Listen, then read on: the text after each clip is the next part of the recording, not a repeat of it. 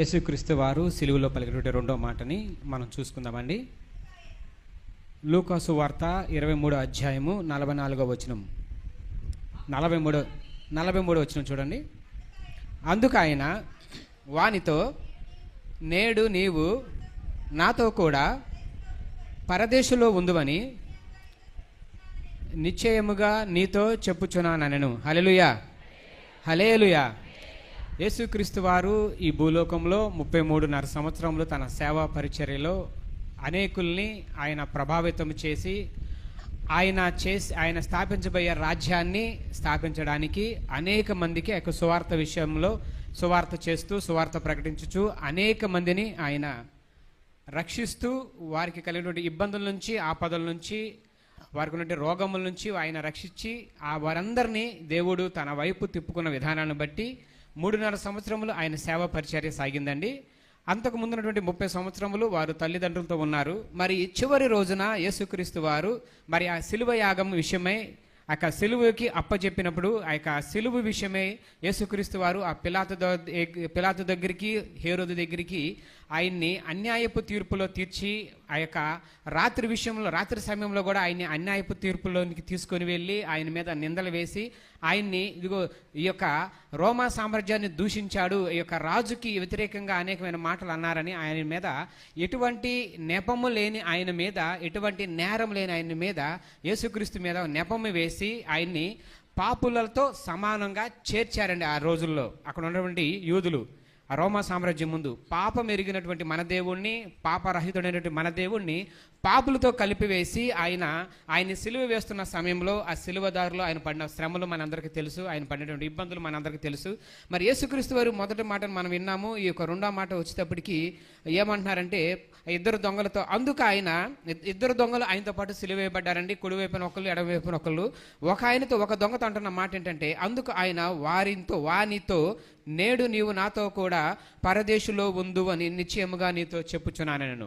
పరదేశులో ఉందు అని నిశ్చయముగా నీతో చెప్పుచున్నాను అన్నప్పుడు ఆ దొంగ ఫస్ట్ నుంచి సిలువ మార్గం దగ్గర నుంచి కానీ, సిలువ వేసిన దగ్గర నుంచి కానీ మరి యేసుక్రీస్తు వారిని నమ్మి ఉన్నాడండి. ఆయన సమాజం చెప్పాలి, నాకు 9-10 నిమిషాలే. యేసుక్రీస్తు వారిని ఆయన ఫస్ట్ నుంచి నమ్మి ఉన్నాడా? నమ్మి లేదు. కానీ ఇక్కడ యేసుక్రీస్తు వారిని దూషించింది అనేక మంది జనాభా దూషించారు, అక్కడ ఉన్న ప్రజలు దూషించారు. ఈ ఇద్దరు దొంగల్లో ఇద్దరు దూషించారా దేవుణ్ణి? ఒక్కడే దూషించాడా అమ్మా? కాదండి, ఇద్దరు దూషించారు. మార్కు సువార్త ఒకసారి చూడండి. యేసుక్రీస్తు వారిని ఆఖరి సమయంలో, అయ్యా నీ రాజ్యంలోనికి నువ్వు వచ్చినప్పుడు నన్ను చేర్చుకొని అడిగిన దొంగ కూడా యేసుక్రీస్తు వారిని దూషించాడని ఉంటుందండి. మత్తయి సువార్త 27వ అధ్యాయము 44వ వచనం చూడండి. ఆయనతో కూడా సిలువ వేయబడిన, ఆగండి, బందిపోటు దొంగ అన్నారా, బందిపోటు దొంగలను అన్నారా? దొంగలంటే అక్కడ ఇద్దరు యేసుక్రీస్తు వారి పక్కన కుడివైపున ఒకరిని, ఎడవైపు ఒకరిని ఏ విధంగా అయితే సిలువ వేశారో వారిద్దరు కూడా, చదవమ్మా, బందిపోటు దొంగలను అలాగనే ఆయన నిందించారు. ఎలాగ ఆయన నిందించారంటే, పరిసయ్యులు ఆ యొక్క పెద్దలు యేసుక్రీస్తు వారిని ఏ విధంగా అయితే దూషించారో ఆ పై వచనాలు ఉంటుంది. అదే విధంగా ఇద్దరు దొంగలు కూడా దూషించారండి. మరి రోమా సామ్రాజ్యం ఉన్నటువంటి అతి కష్టమైనటువంటి ఘోరమైనటువంటి శిక్ష ఏదంటే సిలువ వేయడమే.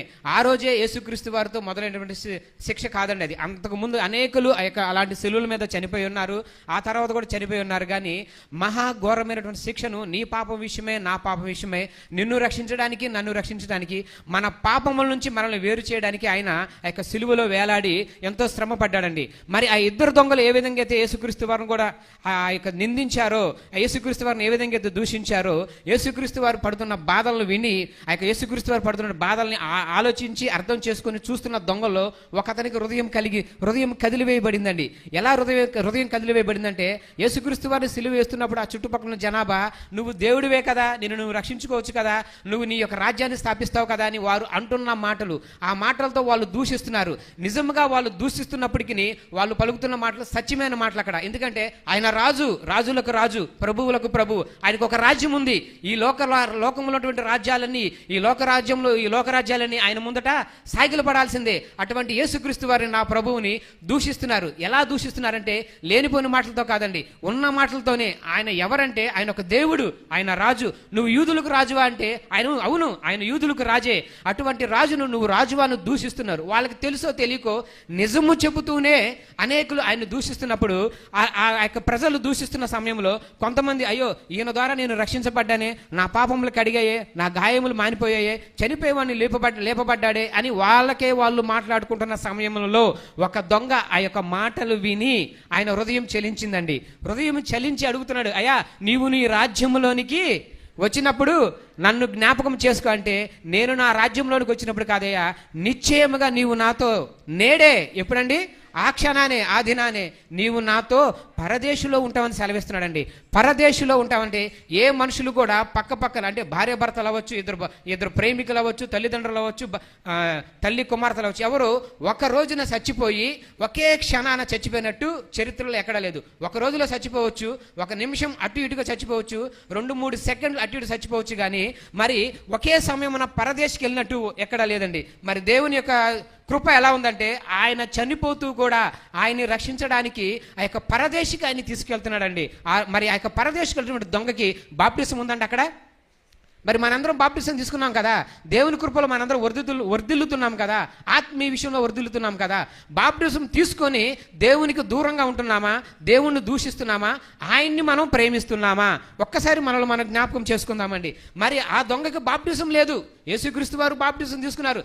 మనకి సాదృశ్యంగా మనకి చెప్పడం కోసం ఆయన బాప్టిజం తీసుకున్నారు. కానీ యేసుక్రీస్తు వారు చనిపోయి తిరిగి లేచి ఆరోహణం అయ్యేటప్పుడు శిష్యులతో చెప్తున్నాడు, మీరు సర్వ సృష్టికి వెళ్ళి, సర్వలోకమునికి వెళ్ళి సర్వశిష్టికి సువార్తను ప్రకటించింది, నమ్మిన వానికి ఏమి ఇవ్వాలంట?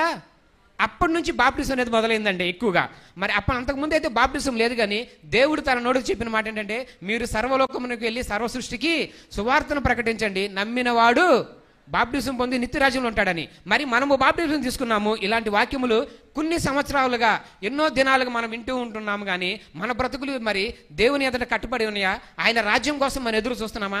మనల్ని పరిపాలించే రాజు కోసం, మన దేవుడినంటే రాజు కోసం మనం ఎదురు చూస్తున్నామా లేదా? అటువంటి ఆలోచనలతో కలిగి ఉండి మనం ఆయన ఎడల మన విశ్వాసం కలిగి ఉండాలి. కానీ ఏదో ఎవరో వస్తున్నారు కదా, వాళ్ళు వెళ్తున్నారు కదా, మనం వెళ్దాం గుడికి, మనం వెళ్తున్నాం కదా, వీళ్ళని తీసుకెళ్దామని ఏదో ఏమంటారంటే ఆచారంగా కాకుండా, ఆచార భక్తితో కాకుండా, దేవుణ్ణి మనస్పూర్వకంగా ఆయన యాగమైపోయిందే నీ కోసము నా కోసము, సిలువ ఎక్కింది ఆయన నీ కోసం నా కోసము, 8 అంగుళాల 3 మేకులతో ఆయన వేలాడి ఆయన ఎంతో శ్రమ అనుభవించాడండి. పక్కనున్న దొంగలకైతే వారిని చంపేయడానికి వారి ఎముకలను ఇరగొట్టారు, కానీ లేఖనములు నెరవేర్చలాగన యేసుక్రీస్తు వారి యొక్క శరీరంలో ఒక ఎముకైనను విరగొట్టబడలేదు. అయినప్పటికీ ఎముకలు విరగొడితే తొందరగా చనిపోతారు యొక్క మనుషులు యొక్క సిలువ యాగంలో. కానీ దేవుడికి ఏ ఎముక విరగొట్టలేదు, ఎందుకంటే లేఖనములు ఉన్నాయి. ఆ లేఖనముల ప్రకారం జరగాలి కనుక ఒక ఎముకైనను విరగొట్టలేదు. కానీ యేసుక్రీస్తు వారు ఆ యొక్క 9 గంటల నుంచి మధ్యాహ్నం 3 గంటల వరకు అనేకమైన బాధలు, అనేకమైన శ్రమలు అనుభవించి దేవుడు నీ పాపములు కడగడానికి, నిన్ను ఆయన రాజ్యంలో ఉంచడానికి, నా పాపములు కడగడానికి,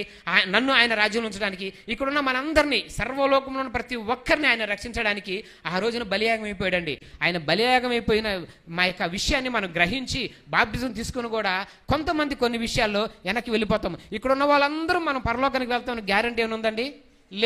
లేదని మనం తల ఊపుతున్నాము, లేదని ఒప్పుకుంటాం. కానీ అట్టి విధంగా మనం నడుస్తున్నామా, ఆయన మార్గంలో మనం జీవిస్తున్నాం లేదనేది ఒకసారి మనందరం గ్రహించాలని కోరుకుంటూ ఈ యొక్క వాక్యాన్ని నేను ముగిస్తున్నానండి. హల్లెలూయా, హల్లెలూయా.